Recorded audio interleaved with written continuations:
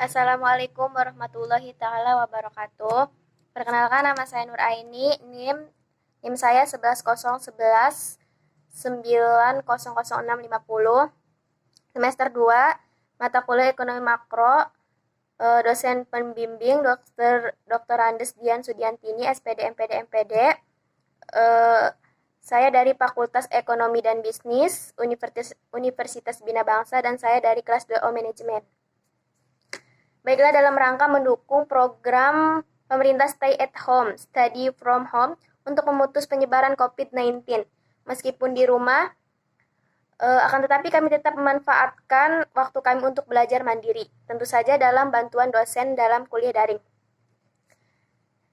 Baiklah, saya di sini akan menjelaskan ataupun menyimpulkan sedikit materi tentang teori klasik, teori Keynesian, dan neo-Keynesian. Apa itu teori klasik?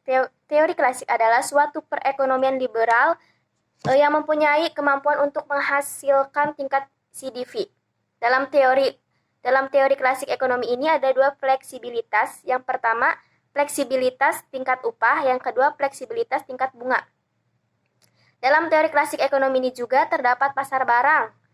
Yang pertama pasar barang, yang dua pasar uang, yang ketiga pasar luar negeri, dan yang keempat pasar tenaga kerja. Adapun teori Keynesian, asal mula aliran Keynesian, George Maynard Keynes adalah tokoh yang pertama kali mengemukakan aliran Keynesian.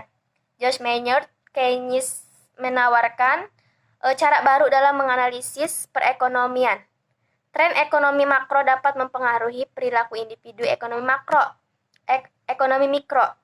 Mekanisme pasar tidak sepenuhnya bisa diandalkan karena perekonomian sering berubah dari posisi keseimbangan karena rendahnya permintaan agregat.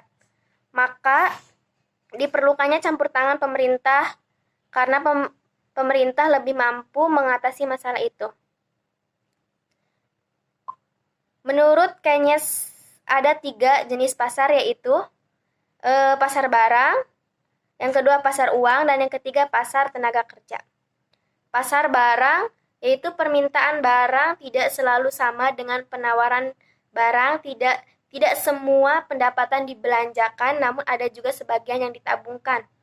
Adapun dampak ketidakseimbangannya, yaitu produsen akan mengurangi jumlah produksi, harga barang akan diturunkan.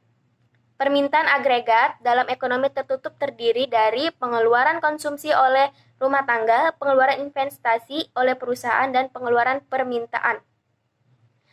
Adapun potongan Keynesian, menurut Keynes, dalam jangka pendek pendapatan total perekonomian ditentukan oleh keinginan rumah tangga, perusahaan, dan pemerintah dalam membelanjakannya. Pasar uang merupakan pertemuan antara permintaan akan uang dengan penawaran uang. Uang merupakan kebutuhan masyarakat untuk memenuhi kegiatan ekonominya. Sumber permintaan uang ada 3 macam.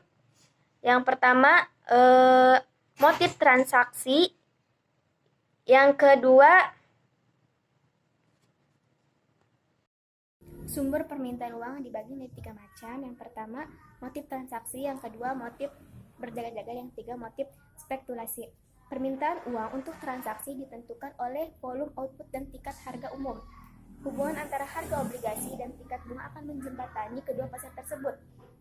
Atau harga obligasi yang naik sama saja dengan tingkat suku bunga yang turun. Ataupun sebaliknya, jika harga obligasi naik, maka suku bunga pun akan turun. Tingkat bunga adalah penghubung utama antara pasar barang dan pasar uang. Teori pasar tenaga kerja. Teori Keynes dalam tenaga kerja mengikuti pasar barang. Apabila output itu naik, maka jumlah orang yang mendapatkan pekerjaan ataupun employment akan meningkat. Jadi hubungannya adalah positif. Selanjutnya teori neo-Keynesian. Setelah Keynes menganalisis, Keynes mengkombinasikan dengan ekonomi neoklasik untuk menghasilkan apa yang umumnya yang disebut sintesis neoklasik untuk mendominasi pemikiran ekonomi makro utama. Pendekatan neo-Keynesian dibagi menjadi 2 pendekatan. Yang pertama kurva ILSM dan yang kedua kurva Phillips. Kurva ILSM menunjukkan bagaimana hubungan antara pasar uang dan pasar barang, sedangkan Phillips Curves menghubungkan antara tingkat pengangguran dan tingkat klasik. Hubungan ini menunjukkan hubungan yang negatif. Semakin tinggi pengangguran, inflasi akan semakin turun. Atau ketika tingkat pengangguran turun, maka inflasi pun akan tinggi. Mungkin hanya itu saja yang saya sampaikan, kurang lebihnya saya mohon maaf. Wassalamualaikum warahmatullahi wabarakatuh.